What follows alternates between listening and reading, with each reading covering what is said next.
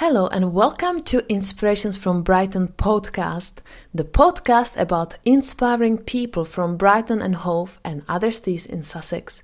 My name is Klara and I will be your host and guide in this mindful and inspiring journey of different people's stories from south coast of England.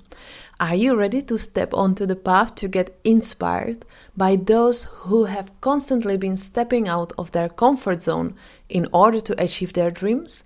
Without further ado, it's time to hear Inspirations from Brighton.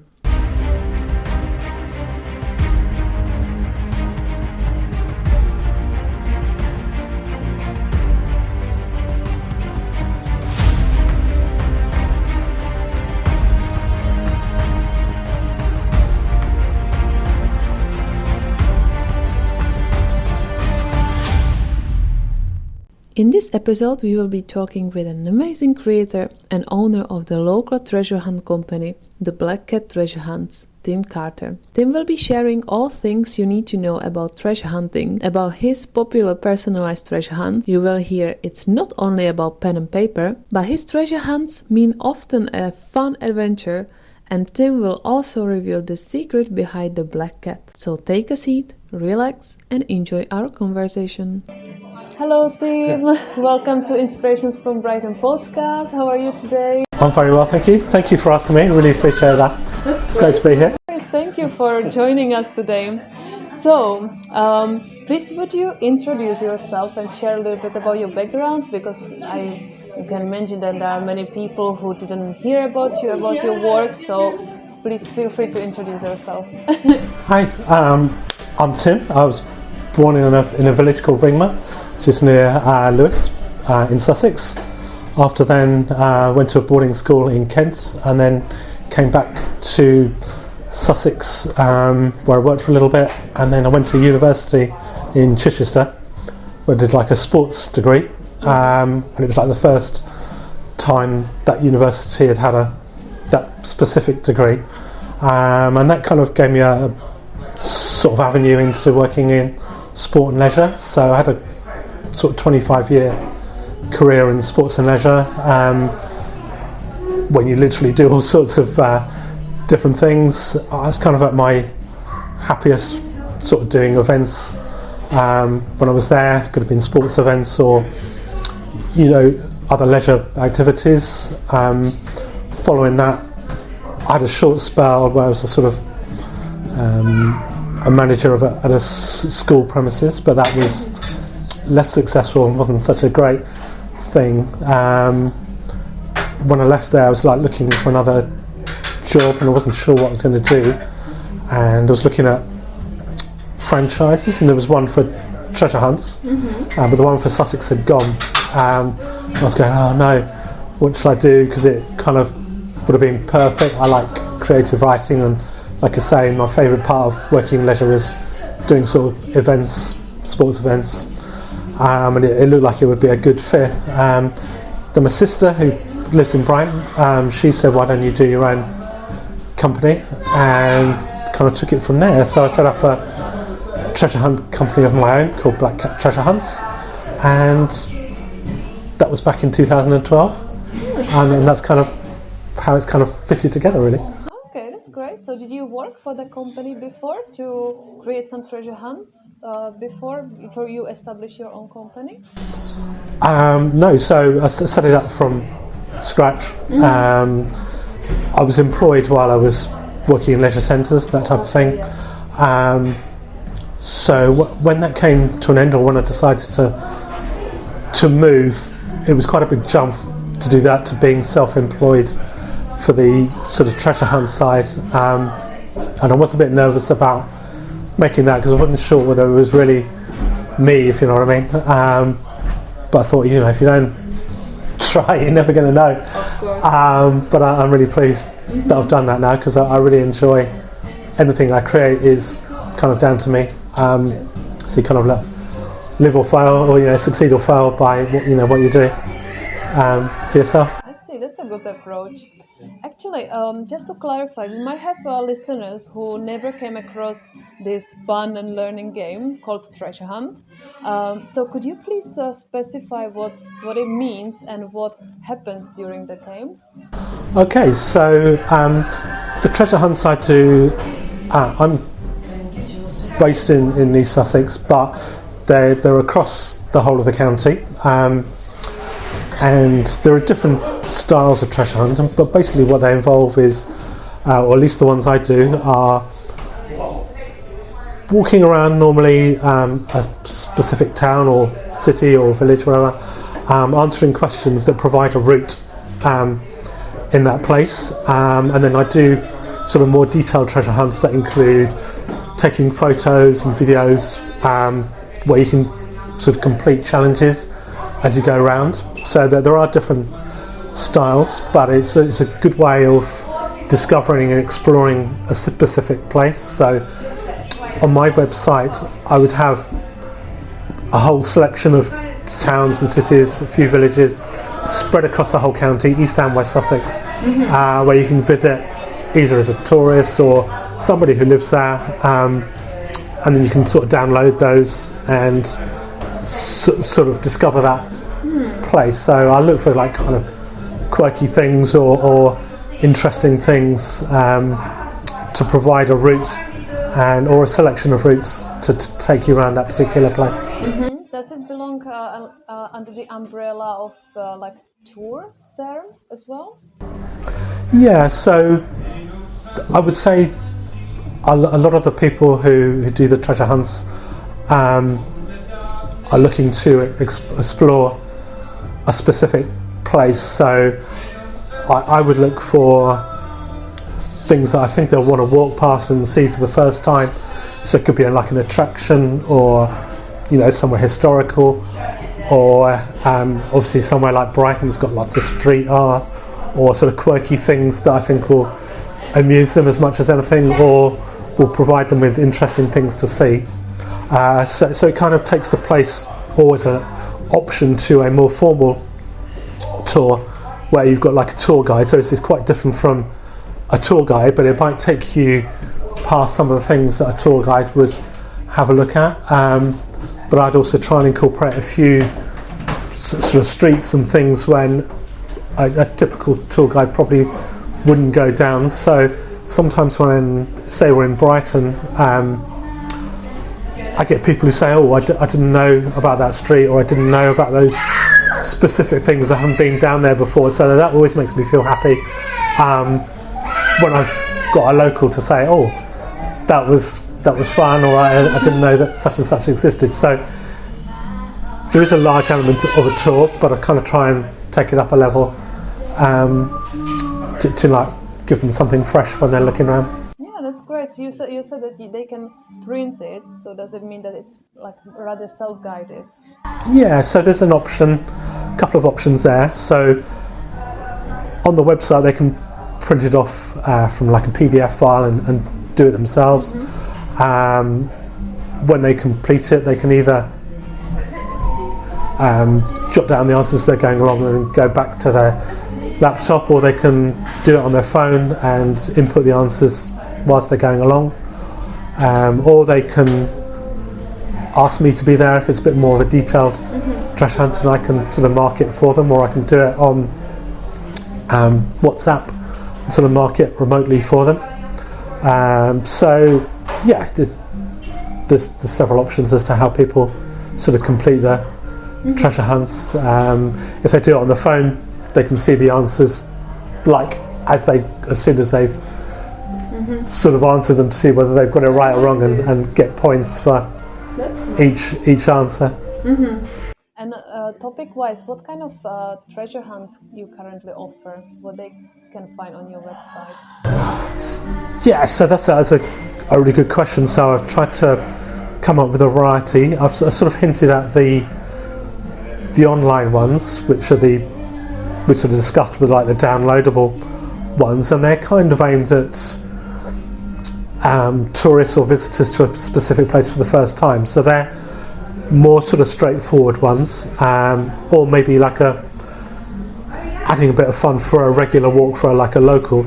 So they have like a lot of multiple choice questions, those ones, and are like a instantly accessible. However, I do personalised ones which are sort of much more detailed, and I incorporate sort of photos and information about the people taking part. So to start those, they would contact me probably via email or phone to do ones for, say, hen parties or a team building one for the company. I also do one for language schools, or I also introduce my own themes now. So I've got like one which is a Cluedo treasure hunt, which is like after sort of board game, Nice. where I sort of hide the answers for the treasure hunt. And I have a murder mystery one, which some of the team building or hen party ones will choose. So I'll come up with like an original story and maybe put the people's themselves into the murder mystery and come up with like an original story around a specific place. So they're fun to do. But I also do ones which could be using other transport. So I've had an inquiry recently for one on a bus, but you can do it in taxis or any kind of variety really. That's really great. And does it involve any specific like clothing? Do people dress up specifically for this treasure hunt? Yeah, you get some crazy ones. So I would say they tend to be, not always, but tend to be the hen party ones will come up in sort of themed kind of dress. So I had like a pirate group this summer. Were like pretty amusing. So I made sure I tried to take it past sort of pirate boats and come up with a few pirate themed sort of challenges as well for them. But yeah, they look really cool. Some will be less detailed than them and will be colour themed so that they know which teams they're in. Or they'll bring props with them. Some will bring props with them. The best one I did was actually for a kind of a team building one. They were from Russia, most of them. Some of them were from Kazakhstan, and they were like a professional services group, sort of in the law or sort of accountancy, that type of thing. And they were based in London, but they wanted to come to Brighton to kind of discover a new city on I think it was like a 2-day trip, but they wanted like a treasure hunt to kind of like give them a format to discover the city. Such a good idea. Yeah, it was. But a few weeks before the treasure hunt, we had everything sorted out, and they wanted to like do a dual treasure hunt. So half of it was in Seaford, which is where I live, and it would be near like the Seven Sisters Cliffs, which is like a famous landmark around there. And then they wanted to split it up and drive over to Brighton as well. So it was kind of a nice combination. But they sent me this kind of storyline, and which they wanted me to have a look at in advance and sort of read out before the start of the treasure hunt, and it kind of helped them split into 2 teams. Okay. Anyway, I learned it off by heart, and I kind of thought nothing of it until a few days before the treasure hunt. They said, "Oh, we've sent you." Going back to your original question about fancy dress, we've sent you some stuff in the post. We want you to dress up as well. So I thought, okay, what are you kind of talking about? He said, well, we're going to have 2 teams. One are the dark witches, and I'm thinking, oh no, and one are light witches or wizards. And we're all going to dress up like that, and you can put on this stuff. Anyway, I received the this cloak, and it was all kind of like a dark cloak. I kind of looked like the Grim Reaper anyway. I thought, well, this is fun. And I met them in Seaford, halfway up this golf course. And this particular sort of hole on this golf course is quite steep. So it's like near the end of this golf course. So I was waiting for them, and it was quite a windy day. It was summer. And I saw them walking up this golf course. And first of all, it was mainly the women who were walking up first, and they all dressed up in long flowing dresses and sort of really sort of beaded decoration on their faces. They looked fantastic, but I was thinking maybe they were like slightly inappropriate for like a treasure hunt, but they looked great. So I mean, their dresses were beautiful.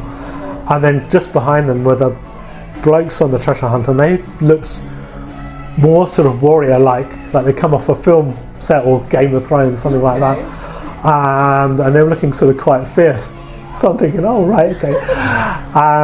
Anyway, they came to me, and I was trying to be serious when they came up to me. They said, oh, we got this speech all lined up.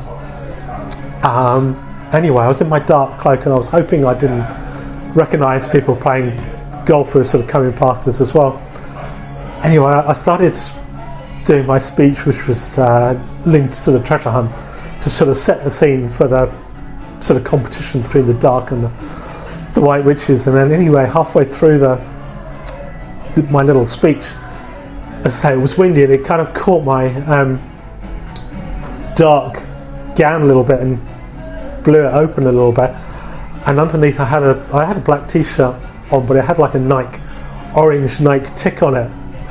And you became sort of visible, and one of the ladies said, "Oh, I see the dark Wizard of Brighton," which is what they'd nicknamed me, has been sponsored by Nike. And the whole group started laughing.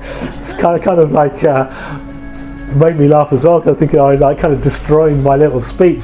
So I had to say, well, that Nike is the Greek goddess of victory, which is what, kind of the whole point of today's competition. So she was kind of taken aback, and the others laughed at her, thinking, oh, good comeback on the fun front. So it kind of like got them all into the sort of fun mood. And then I met up with them later, because I had like a little picnic in the middle of the kind of Seven Sisters. They met with me in Brighton, and I'd hidden these things around Brighton as well, so we were looking for them later on, but they were still all in, so was I, still in their dresses and sort of warrior-like uniform as they traipsed around Brighton looking for clues and stuff. And we had a lot of people looking at us, and they also had like a professional photographer with them as well, so he was sort of snapping away photos, and it was a lot of fun. Yeah. Oh, that's a nice story. Yeah, it was fun. Yeah, I was going to ask you which treasure hunt was the most successful. It seems like this one. That was the most memorable. Okay. In terms of not quite as sort of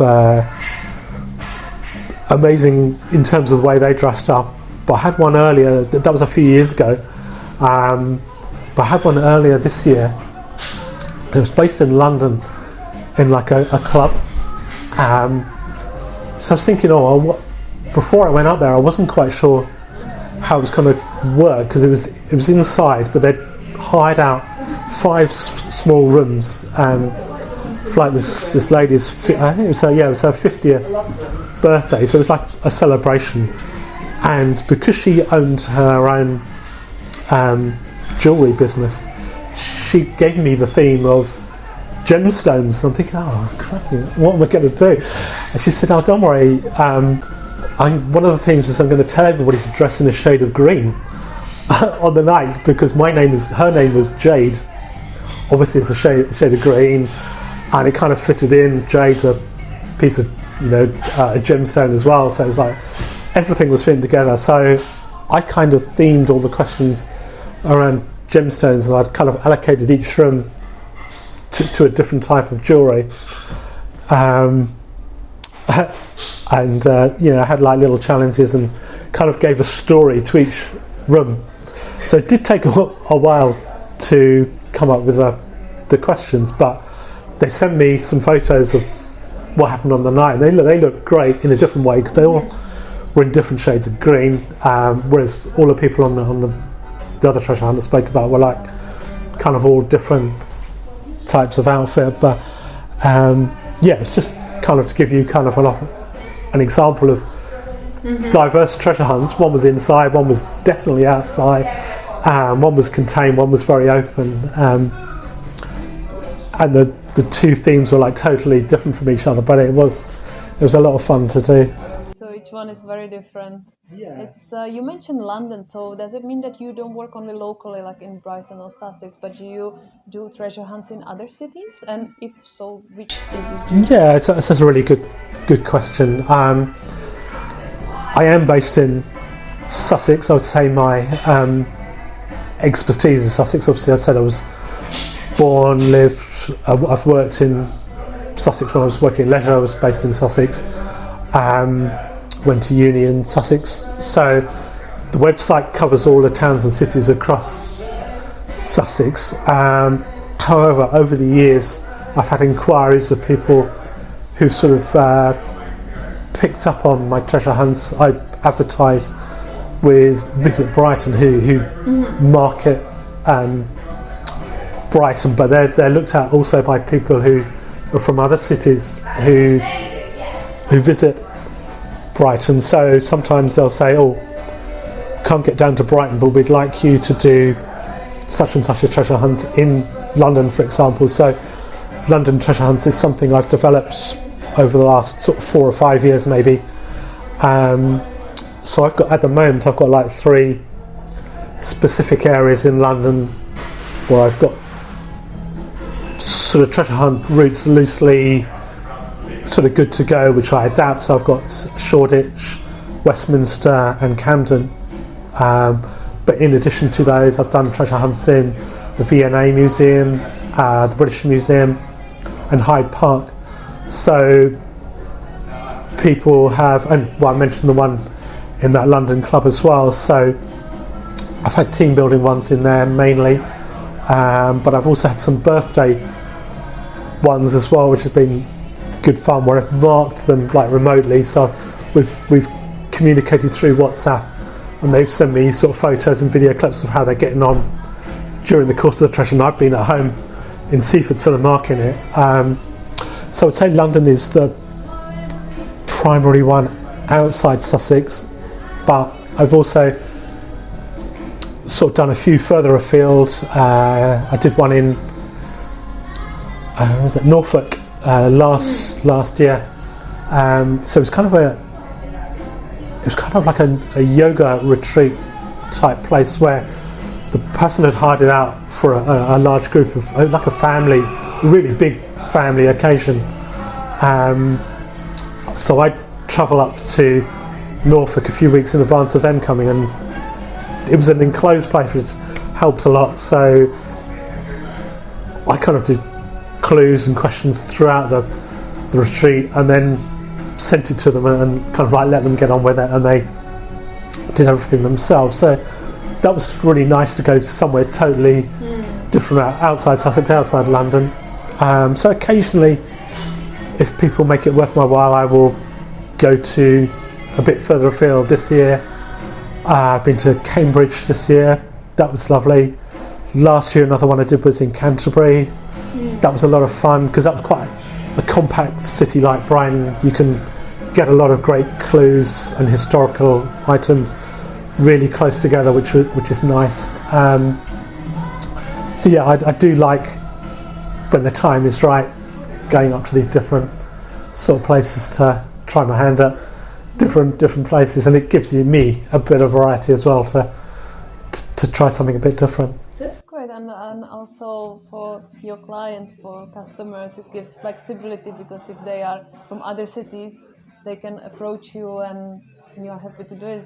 Yeah, so it is fun, with the different cities. There probably needs to be a few more people, but although sometimes some people just say, oh, which is really nice to say, well, we want you, we just get on with it and do what you need to do. So I just say, that's lovely to be given like a bit of a free range as to the type and the style of treasure hunt you can do. You can, like with the challenges I set up, I can relate it to them or to a theme. Like I said, I mentioned the gemstones theme, so that's a lot of fun, just playing around with whatever I see.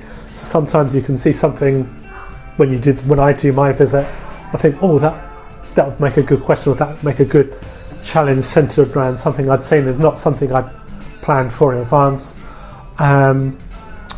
Or there was one actually who came to Brighton a couple of months ago from a company who were based in London, but I think quite a few of them probably worked from home, so it was kind of a good team bonding thing to get them together.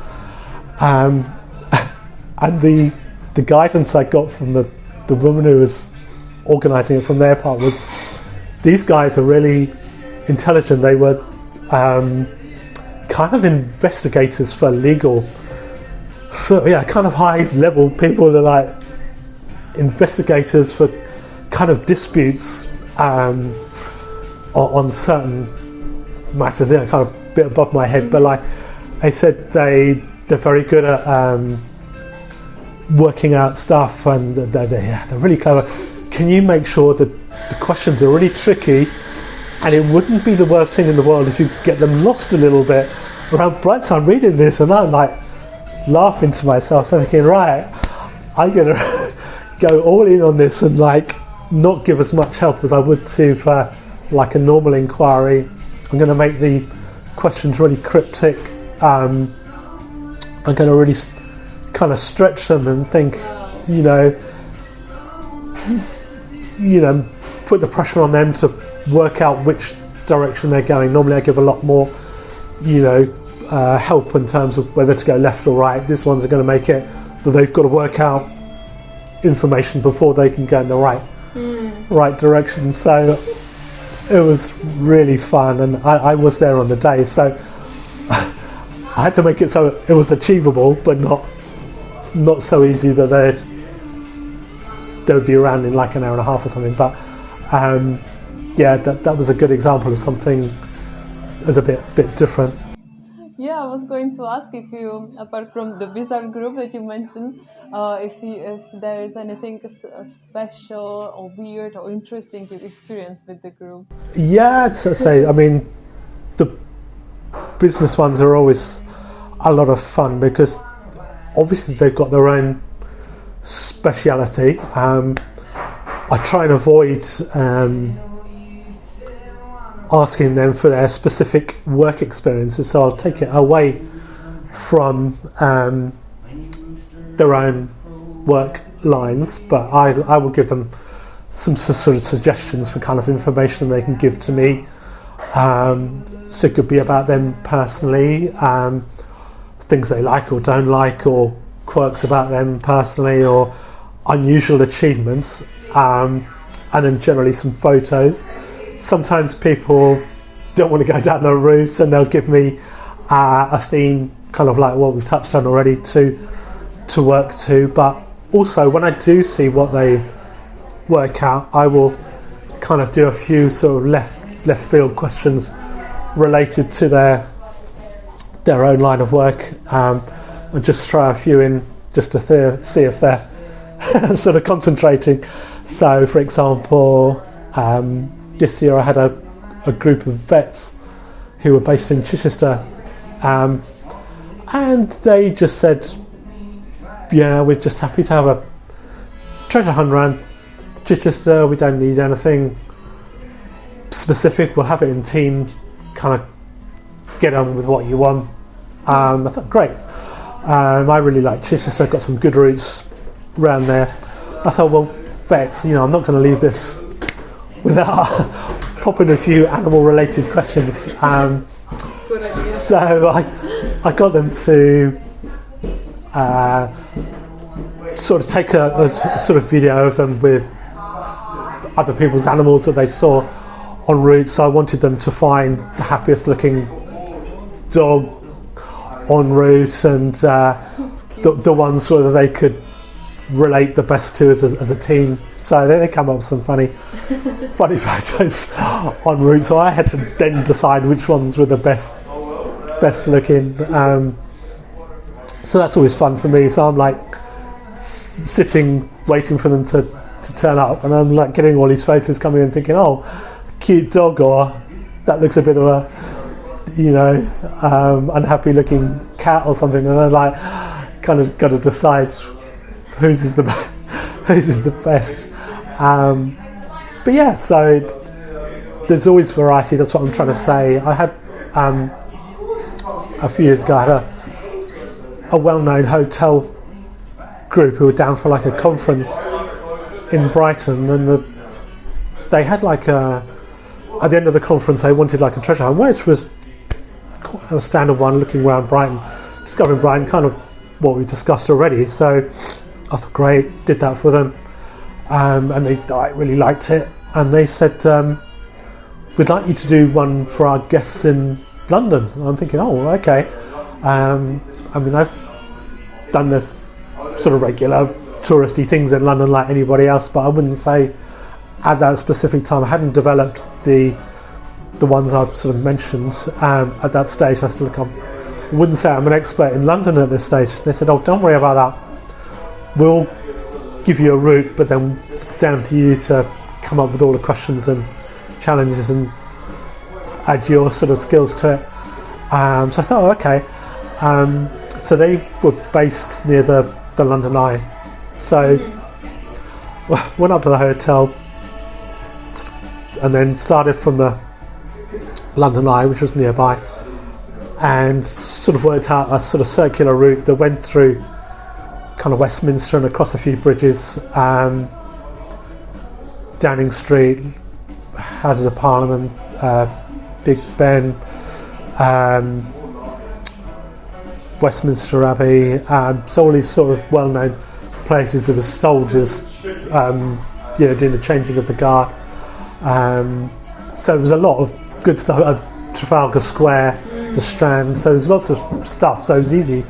In fact, the hardest thing for me was knowing what to leave out rather than what to put in. So that was so much fun. So I gave them this treasure hunt, and then they kind of gave it like a house style for their hotel, and then they like used it for their guests. So that was really nice, to have it, and that kind of gave me the impetus to have a special one for Westminster, and then I added those other ones that were sort of mentioned earlier. Well, yeah, I must admit that you are a very creative person with lots of fantasy, I would say. Oh, thank you. I mean, it is so much fun that once you see something, I get like excited to do it. So that makes it a lot easier. I'll do some research in advance if it's somewhere I haven't been before, or if I'm going back to somewhere in London, for example. I will do quite a lot of reading if I'm not sure of a good route, rather than just wandering around aimlessly thinking, I hope I see some good questions. So sometimes the London ones, because can be a big area and they'll divert a little bit outside my previous routes, I will have a read up on the new bits of the route, just to make sure I know what I'm doing, or to give me an idea of where some good questions will be. But it's so much fun because I'm thinking, oh, that should be some good questions down here. So when you see the good questions, that's great. So it kind of makes me smile when I see the good stuff. With obviously the more local treasure hunts in Brighton and around Sussex, I'm more confident of sort of finding the stuff I've seen before, or adding new questions. But obviously the best part of the ones in Sussex will be, say, a hen party. Obviously everybody's different. They'll send totally different information about themselves, and then I can come up with different challenges for everybody, because they've supplied totally random information, and I can come up with some new stuff. So that kind of like keeps it fresh. Yes, for me, and kind of makes it easy to be creative because you just have to like pick out the best bits of what they've sent. Makes sense. Do you actually currently work on a new treasure hunt? Sorry, Do you currently work on a new treasure hunt? Right. Yeah, the tends to be busiest around the start of the year. I get like a lot of inquiries for later in the year, but there will be different ones sort of asked for during the course of the year. At the moment, I've just had some inquiries about utilising like hop on, hop off buses, which will be like a new one for me. So I'll have to do some research as to where they're going to stop and start, and they're going to have to definitely try. I mean, although they're in the sort of Brighton and Hove area, that will be something where I'm going to need to try the route several times and get on and off myself to see how it's going to work. So when you get an inquiry like that, you do have to be kind of on the ball as to how long it's going to take, how many times they're going to have to get on and off. So that's in fact, the person who inquired has given me two different treasure hunts, and one was from Saltdean to Brighton, the other one was Brighton to Hove. So that's going to test me in terms of something totally different. But during the course of this year, I've kind of developed some new themes. One of them was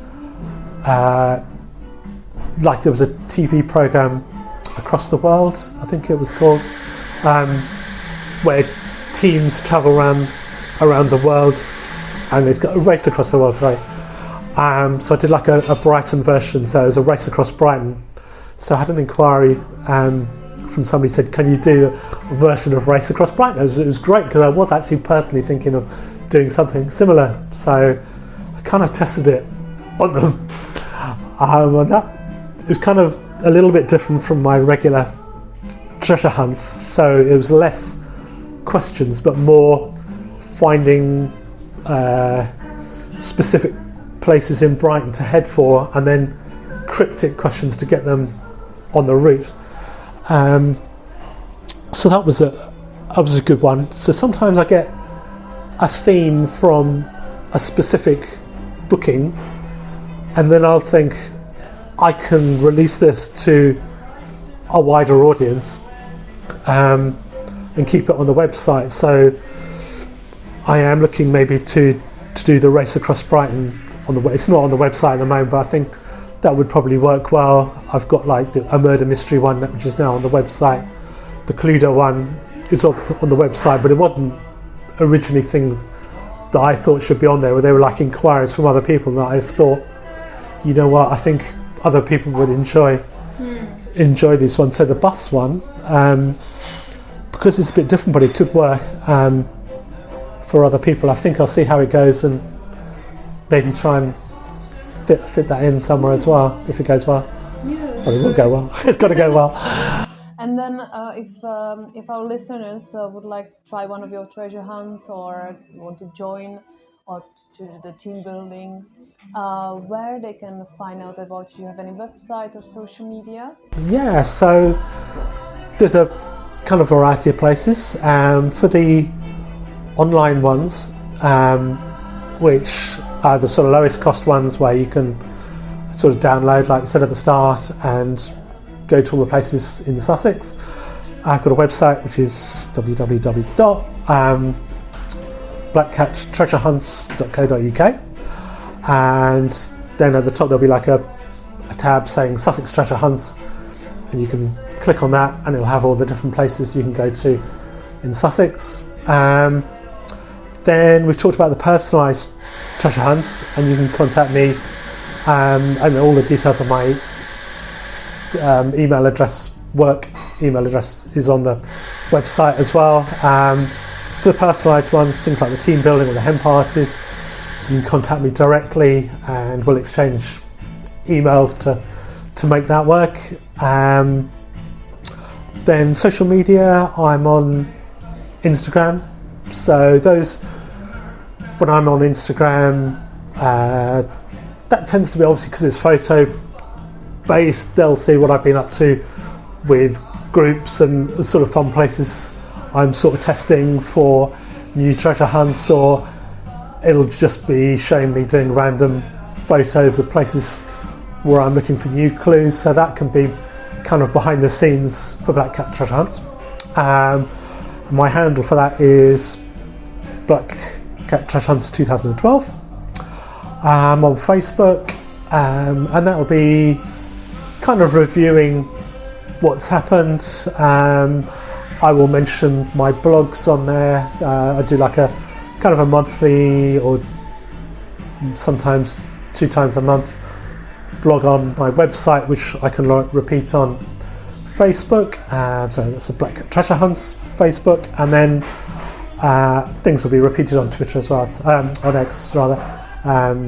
So I sometimes put stuff on X as well, but I would say Facebook and Instagram are my favourites probably, and then obviously the website is how to contact me. Yeah, this is great, and I also put all these websites and social media into the links into the notes, to the show notes, so people can find it also easily. Yeah, that's right. That's great. Yeah.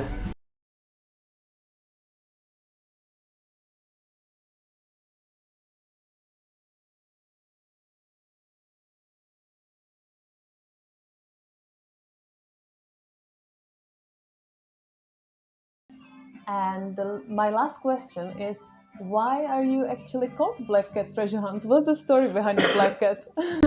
That's actually a really good question.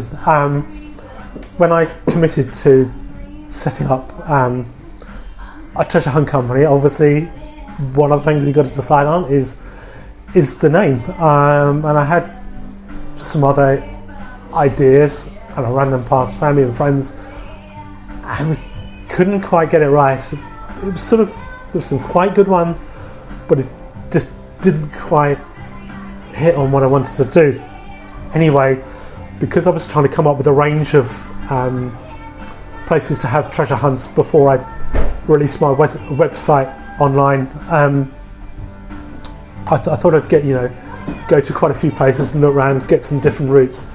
Anyway, I was looking around a place called Alfriston, which is a village in East Sussex. It's a beautiful little village, but it's quite a small place. I was looking around there. It was one of the first ones I was going to write, and this black cat started following me around.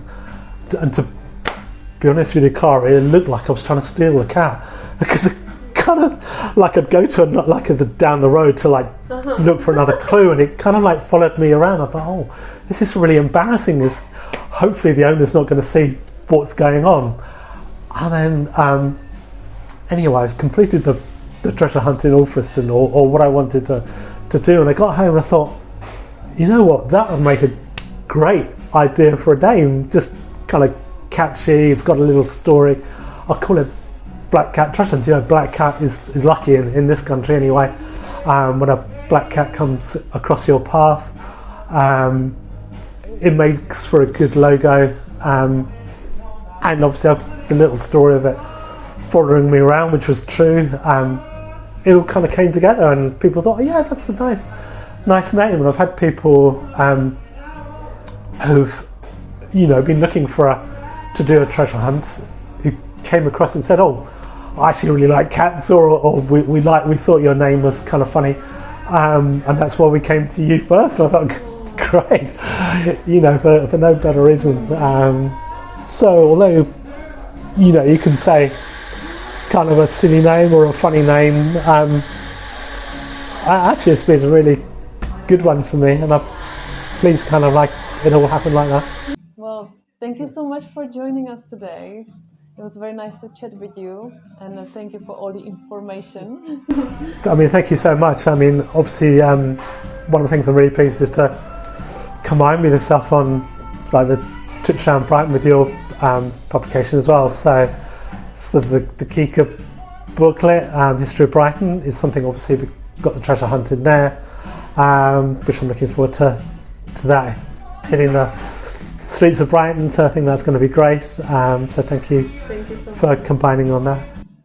And before I let you go, I always ask my guests for like 5 random questions, just for our listeners to get you know a little bit better. Okay. So, what's your favorite color? Probably red. My favourite football team, Liverpool, are red, so I'm going to stick with that. Okay. Which places do you love to travel most? That's a tough question. I've been lucky enough to go to probably the furthest places I've been to are Malaysia. I stayed with a family there, which is a fantastic place. The little island called Penang, which is just off Malaysia. Been to Canada. That was a really nice place. Ottawa. I went to Ottawa. I went down to Niagara Falls, in between Canada and America, and then Mexico probably as well. So those are like the 3 furthest. But I love travelling, so places in Europe as well. But. Yeah. What is your most favorite food? Food? Oh, you're really testing me now. I mean, I like eating food. I love Italian food, probably Chinese. But obviously, when I was in Mexico last year, I tried a lot of Mexican food, so that was really nice as well. So I do like to try out some different things. So one of those 3 probably keep me happy. Mm-hmm. And do you have any book that you currently read?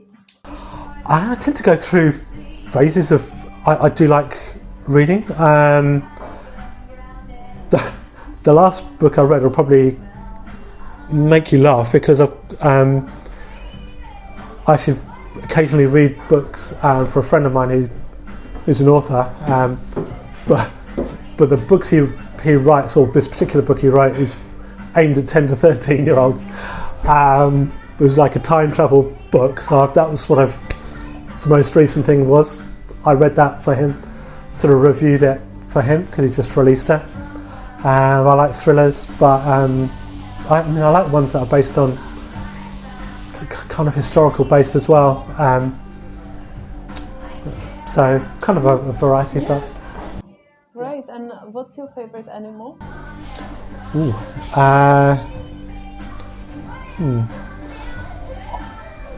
That's a tough one. I'm gonna like dogs probably. I used to be a cat person, but I'm more dogs now.